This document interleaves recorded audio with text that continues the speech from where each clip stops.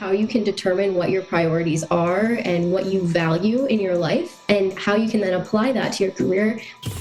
Priorities can be looked at in two ways: goals we're trying to achieve, and then the process, things that we just know we want to be doing because they're nurturing our soul. We have this long-term goal, but we actually are not that long-term goal. We are what we do with each and every one of our days. And so are you doing anything to get there? Okay, you've set that goal, but what are the stepping stones to get there? And then what are you going to do that's involved in process to keep yourself moving and rejuvenated? Being purposeful in how you're spending your days is so important. And maybe what this whole episode boils down to. When you ask, who do I want to become? Focus on your passions as opposed to a career or a specific position. It helps guide your priorities.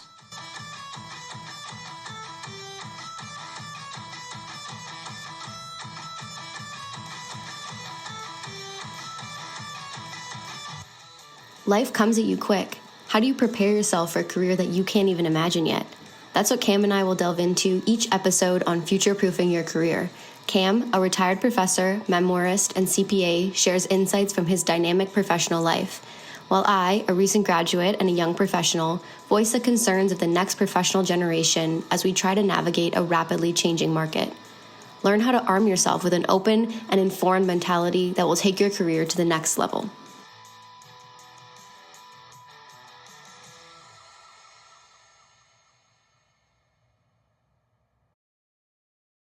Hi, everyone. Thank you for joining us again. It's Cam and I back with another episode. And today we'll be talking about analysis paralysis in your career. For the Gen Z listeners, you definitely have heard this term before. It's generally talking about when you have so many options at your fingertips and you grow up being told you can be anyone and do anything. It's tough to make a decision. It's tough to know what to do when you are faced with so many options. But I do know that for our older listeners, that might have a completely different meaning. So Cam, back in your day, what did you think of when you heard the term analysis paralysis? Yeah, right. Back in the day. So I'll take you back to the 1990s. And I'm familiar with the term paralysis by analysis in corporate world. Another way of saying analysis paralysis is drowning an opportunity. You've got so many opportunities to you. It's hard to wade through the sea of opportunity to really focus in on what's best. And we used to use that in a corporate sense. So we want to improve the company. Oh, look at all the options we have. And then you get caught up in all of this analysis. And as you were mentioning, it's even more important now when we're talking about people's lives.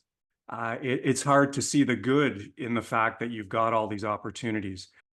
One really important thing that I guess people never think about or don't think about as much when they're making these career decisions is that they have power and the option to make these decisions that are guided by priority instead of just following along with the stream of how things are going or listening to all the external influence that we have. We want to talk today a lot about how you can determine what your priorities are and what you value in your life, and how you can then apply that to your career decisions and go from there. The first thing to remember is that despite all of the different opportunities, the different external factors that we have, whether it's from social media, our parents, school, or maybe lack of school, which is okay too.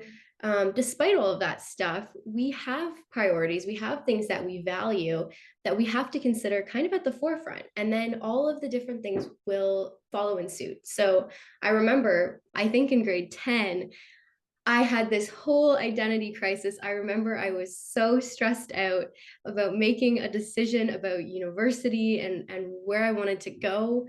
And my dad sat me down and he said, it doesn't matter what you do as long as you pick something that you love and a career will follow. And he said there's so many jobs you don't even know exist, and you'll find one of them, but you have to do what you like and you have to prioritize that. And I remember in high school not quite knowing what to do with that information. So I set myself up. I did all the sciences, I did all the maths, and I did all of the art stuff that I loved, just to make sure that when the time came, I could pick whatever I wanted to do, really. And I ended up going with English because it was what I really loved. But by the time I graduated, I actually ended up getting a job in cybersecurity. So it was a job I didn't know existed, which my dad was right about. And it's something that I got to do that I actually do really enjoy. And it wasn't me career planning. Some of the other priorities that Cam and I have brainstormed and talked about is one, time. So, how much time do you want to dedicate to your career? How much do you prioritize money or a paycheck?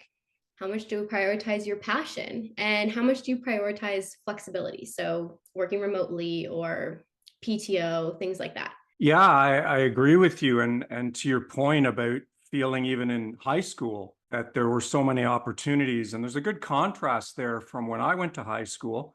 We were only allowed to apply to 3 universities. And so suddenly you can see how we didn't feel like we were drowning in opportunities. It was set up back in the 80s and probably the 90s, where the high school itself would organize and pay for the administration of 3 applications. So we didn't feel like we were drowning in opportunity. And we never thought about whether we were being limited by that either, but perhaps we were. But that's just a good example of the evolution of how the younger generations now must feel really that analysis paralysis. And I totally understand that.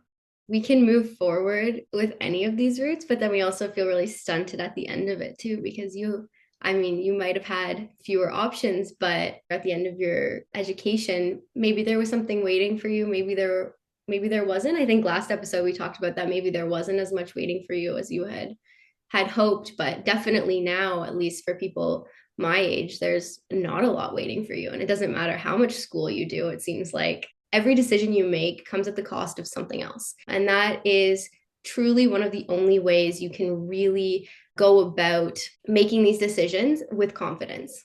You could sit and you could be sad that, you didn't get to go out socially, or for people in school during the pandemic that you didn't get to have all those social opportunities that you've seen other people have. Or you can realize that those shortcomings came at the price of something else. And so for me, at least, they came at the price of a great professional career right out of university and getting to make all of these connections with people I really respect and look up to, and a lot of personal growth. And not to say that one is any better than the other. If you prioritize social, that's fantastic too. It's a lot of self-building in other ways. To have that kind of conviction in your decisions is so, so important. Yeah, I couldn't agree with you more. I'm going to look at priority from a bit of a structured format. So I'm going to look at choosing your priority based on 2 things: goals or process. And let me explain those. I like to start with the question, who do you want to become? And then start thinking about that. And you can go as far into the future as you want, or don't go too far if it's overwhelming. But that's something to start to think about, is who do I want to become, and what kind of skills and attributes and characteristics am I going to need along the way? I knew from a young age I needed an MBA to do what I wanted to do. So that was one of my answers to who I want to become. But there are other types of goals we can set. Those are goals-based look at priorities. I want to talk about a process-based look at your priorities as well. And what I mean by process-based is it means you're not directly tying it necessarily to any goals or any future state, but you just know it's something you need to be doing right now. It just feels right. And when I was younger, for me, it was playing sports was part of my process. Again, it's not about enhancing my career or moving me forward there, but it's just something I knew I needed to do. It just felt right. It was something to look forward to. I guess that's part of it. Is playing volleyball for me 3 times a week was something to look forward to. And when you play competitive sports, it can be very meditational. It can be very mindful in the sense that when you're focused on the game, you're not thinking about the past. You're not thinking about the bad day you had at work. You're not thinking about the meeting tomorrow. You're focused on the game. And that, in essence, is at the heart of meditation. And so I'm going to wrap it up there, but you can see what I'm suggesting is priorities can be looked at in 2 ways: goals we're trying to achieve, and then the process, things that we just know we want to be doing because they're nurturing our soul. To speak to that too, about the process portion, Process can also be evolutionary for your career. You can have a goal for where you see your career going. For example, I always saw my career going towards publishing and editing and all of that. But this detour into cybersecurity has given me a lot of skills and opportunities for growth that fit into my future goal, but they aren't really on the direct path. And it's okay to take those side quests or whatever you want to call them to move forward, but imperfectly. And that's super important to be okay with as well. And that's kind of where you can start taking your list of priorities and going, okay, is it more important for me to reach the quote end goal of my career, or is it more important for me to learn? And for me, I was super excited to learn and to broaden my horizons about what's out there. And I was super okay to take this side quest into cyber tech and see what happens there. But maybe you're not. Maybe your goal is to just get to the final destination, which again is in quotes because I'm sure Cam can speak to. There is really no final destination in your career. It's always evolving and changing. But it's, I think, very important to remember that knowing what your goals are, whether it's a career goal or maybe what we might call a softer skill, you can develop those in a lot of ways. And it's important to say yes to those opportunities and be confident in the decisions that help you reach those goals. Yeah, I want to circle back to an excellent point you made, because when I mentioned process, I used a couple of personal examples, but you brought up a really good work involved process where you don't need to think about the future next goal. You just know it's the right thing to be doing right now. It feels right. I knew from a young age I wanted to be in public speaking. Didn't know exactly how or how that would play out. And then several years later, I wind up being a coach for public speakers. And that was one of the most rewarding parts of my career. The process, to your point, can actually enhance your career, even if you can't see it at the time. So just another good reason to try to get involved with different activities.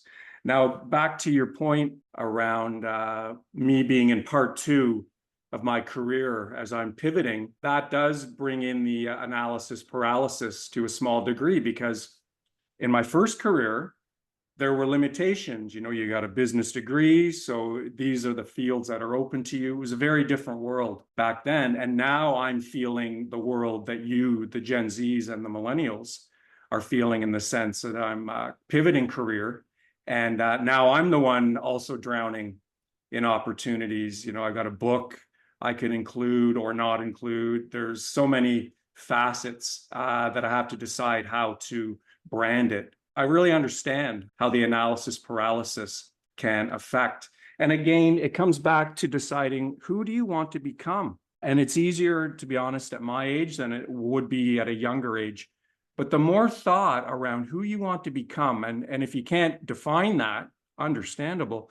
But what are some of the pieces? What are the building blocks about who you want to become, and how can you start enhancing those and working on them now? Yeah, I love that. And the building blocks bit is important because I can say, at the very least, from where I'm standing now, there's that classic saying that the more you know, the less you know.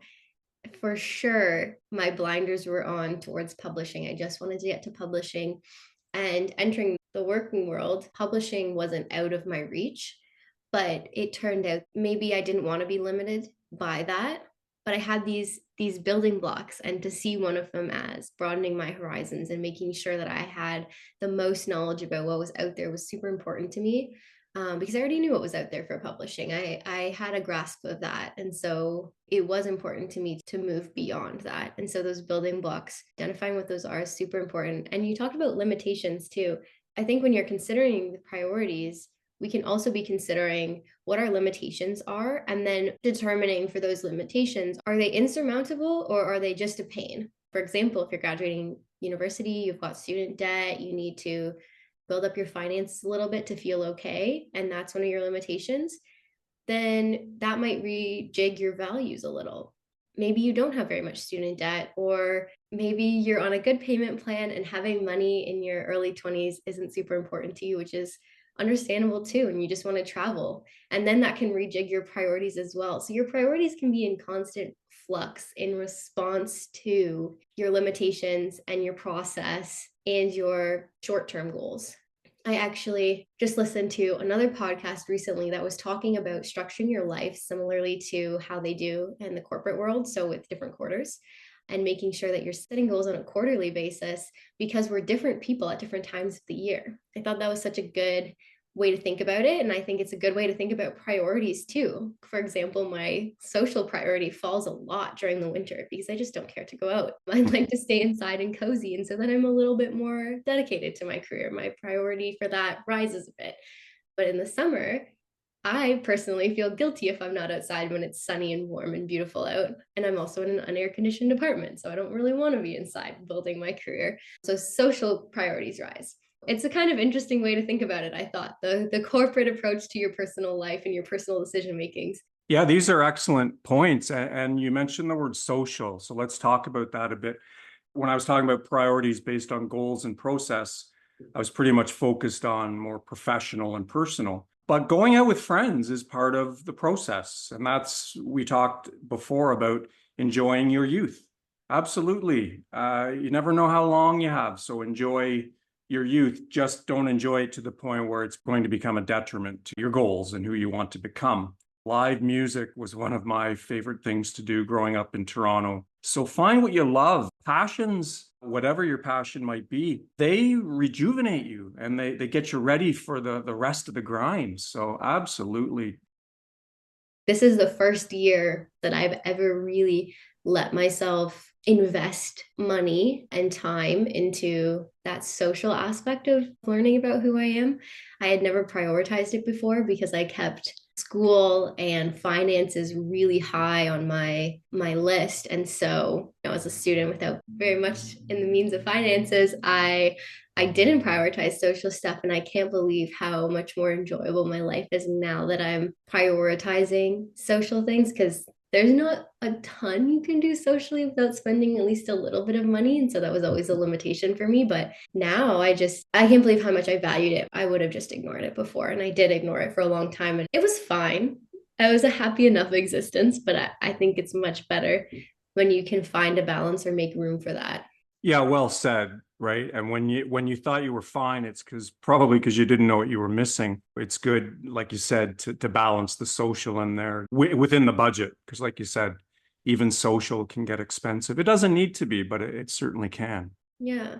So I guess that kind of brings us into talking about balance a little bit and how external sources of information can really, really mess up our perception of balance from a personal perspective. If you're, on social media in any capacity, you see so much about side hustles and also going on trips a ton or going out a ton and all of these things. We see so many different ways that people distribute their time and find balance in their lives.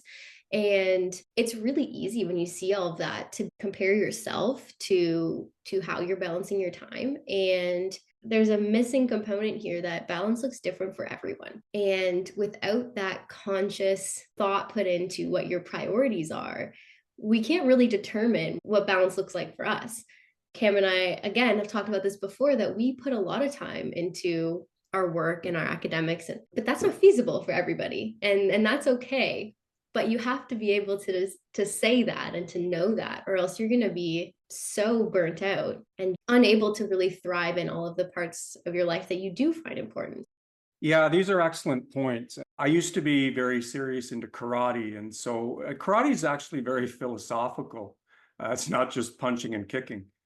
And one of the things we read, I'll never forget it, it was something to read right before you fall asleep. And it went along the lines of this: I have just traded a day of my life since I last had this little conversation with myself last night.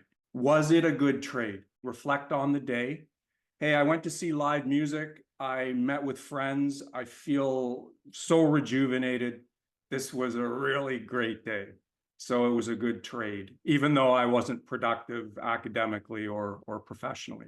And so you can see that the answer to that question doesn't always need to be productivity in the stiff, cold meaning of it. But that's a question we can ask. Maybe even once in a while. You were mentioning quarterly reviews.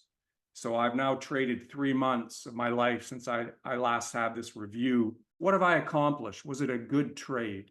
I have two follow-ups to that. So the first one, I've heard this before too. Somebody said, if I offered you $10 million and you could have it, no strings attached, but you wouldn't wake up tomorrow, would you take it? Obviously, everyone says no. And the point was that, okay, tomorrow then is worth more than whatever amount of money you said, which I think is super interesting because what does that mean about how you're going to use tomorrow and really make the most of it? And then the second follow-up I have to that is when we're looking at that long-term goal of who we want to be and how our priorities are setting us up to be that person.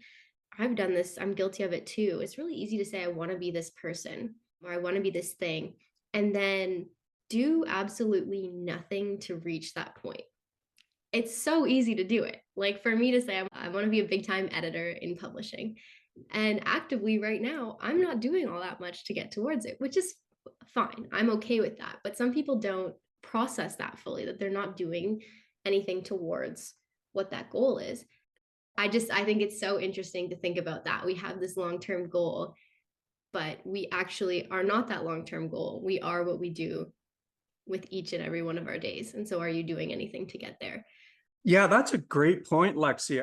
I'm finding young people, not all, but some young people are deciding what they want to be, what that summit is to the mountain. But when they see how much work is involved getting there, that's when they get frustrated. And I guess that's what it boils down to, is what you and I are talking about is, okay, you've set that goal. That's excellent. But what are the stepping stones to get there? What are the, the sub goals, the smaller goals along the way? And then what are you going to do that's involved in process to keep yourself moving and rejuvenated? There's work involved in getting there, and we should factor that work into our decision making. So we need to pick goals, not just because we want it, but we need to also assess how much work is involved and is it the type of work we're willing to put in. It's all about having that conviction in your life and the dedicated and direct effort put into it. I think there's a lot of passive energy shoved over to certain goals, but working towards something a little bit every day is going to get you there so much faster. It's more purposeful. And I think being purposeful in how you're spending your days is so important. And maybe what this whole episode boils down to is to be purposeful. You can be purposeful in your rest. You can be purposeful in being career productive or socially productive. It's way, way, way too easy to sit and passively consume content now, or the analysis paralysis, and then not move towards anything with all of the opportunities for passively moving through your life. If we're aware of it and we can have a purpose for each of our actions, we're just going to be so much more confident and happy. Yeah, these are excellent points.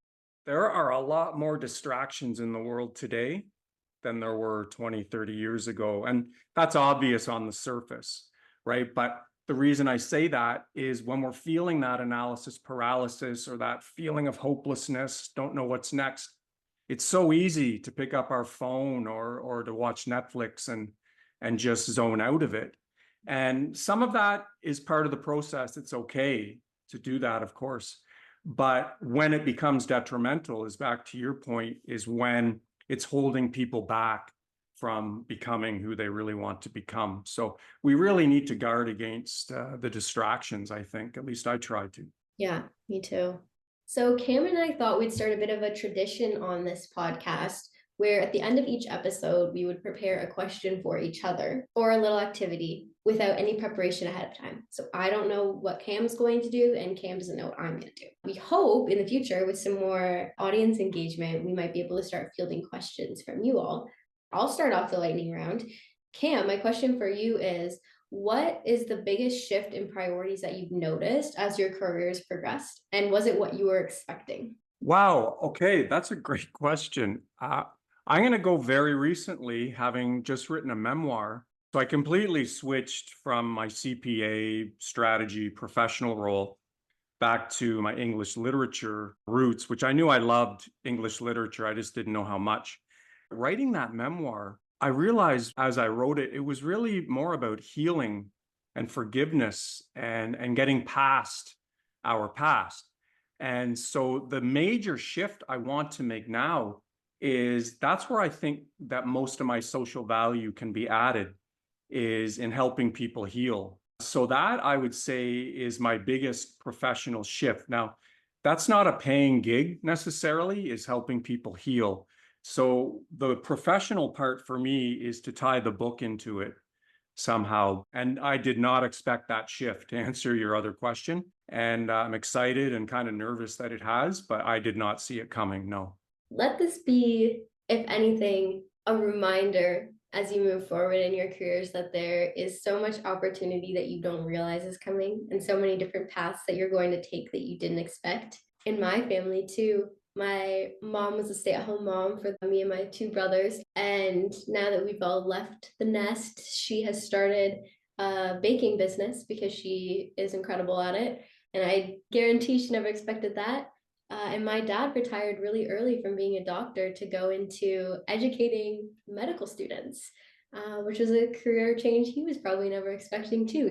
Mhm. This is why, to me, it's important to, when you ask, who do I want to become, is to focus on your passions as opposed to a career or a specific position. Because if you focus on your passions, well, I know speaking is involved, I know writing is involved. It helps guide your priorities when you do that, because when you get those sudden shifts in career, and hopefully shifts for the positive for you, they will involve those things you love. Yeah, yeah, I like that a lot. And I think that's good. It's the quote soft skills, but we often forget. Soft skills are so important. And another term for soft skills is enabling skills, collaboration, communication, leadership.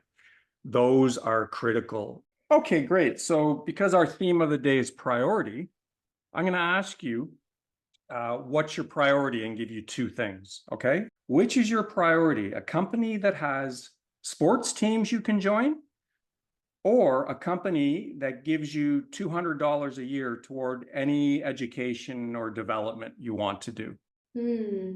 I would say the money, because it's then not dependent on my coworkers. The company dynamic is so important in how these programs end up playing out when you're dependent on your coworkers. And I'm so lucky. I'm at an amazing company with amazing coworkers who are all so excited to do things exactly like that.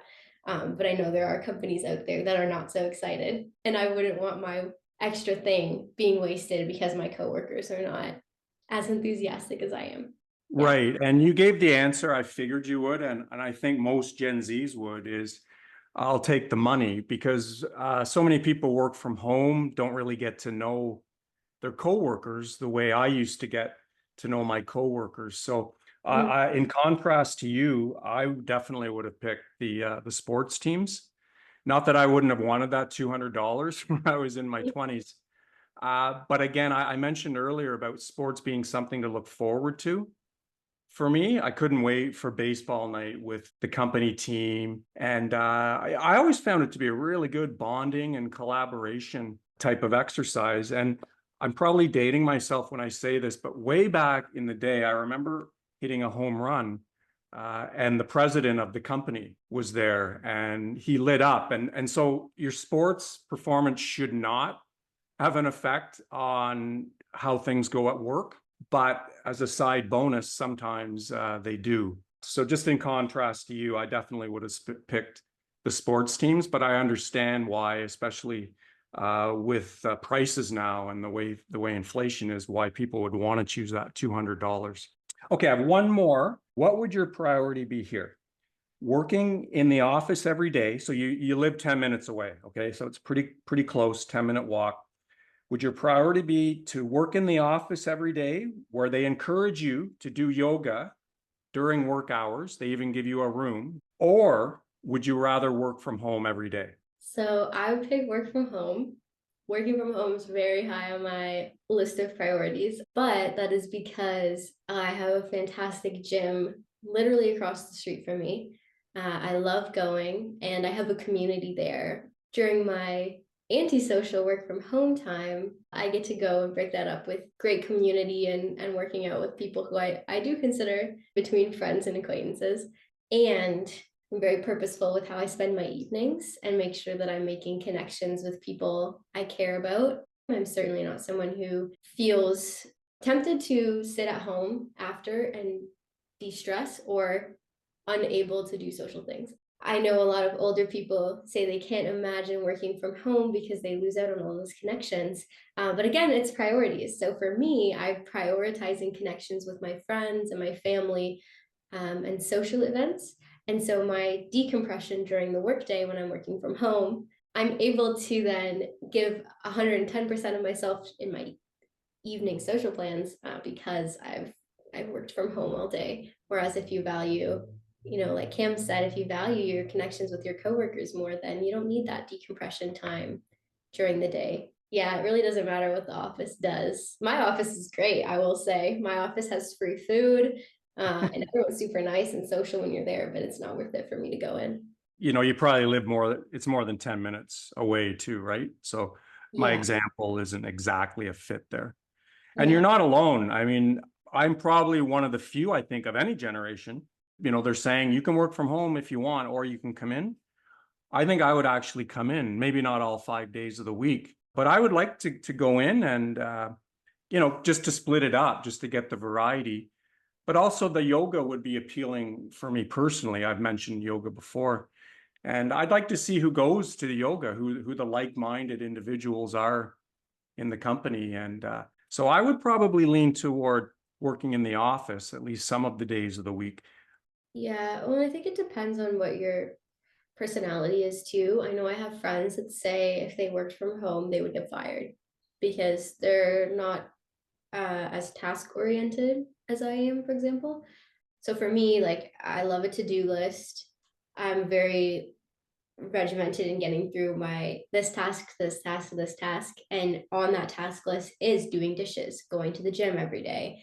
And I'm very capable of switching between tasks, but I have other friends and they can't switch tasks. So for them, they'll get absorbed in whatever activity started their day, and that's how they finish it. So if they don't go into office to work in an environment where everyone else is working, they could get absorbed in anything. And then those are the people that say they'd get fired if they worked from home. So I think it really depends on your personality as well. Yeah, different reasons for wanting to work in the office, I guess. Yes. Yeah.